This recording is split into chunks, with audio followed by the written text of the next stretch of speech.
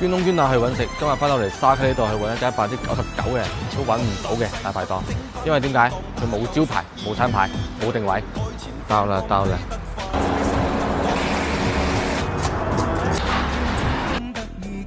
做咩度冇招牌嘅？開咗幾多年啊？有5、6年都唔止咯。就你哋2個人做？或者家庭式㗎。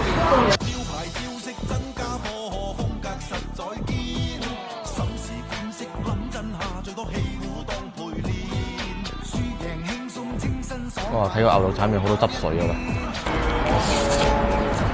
但係佢呢個麵炒得唔係好乾喎，牛肉都好嫩啊！你先叫做沙溪牛肉啊嘛。哇！呢個沙溪話好肥啊，喂，炒得好入味啊！哇！啲醬汁好濃稠，炒出嚟嗰啲魚片切得好薄，冇骨㗎，條汁魚好甜啊，豉汁蒸魚骨，哇！呢個好食啊，雖然佢係魚骨，加少少啲秘製嘅辣椒醬。都入邊都冇咩味道啊，就食嘅魚嘅鮮味。好甜啊！啲蟹都幾好咬嘅，超有鑊氣，正宗大排檔嘅味道。喺中山越噏得嘅地方就越好食。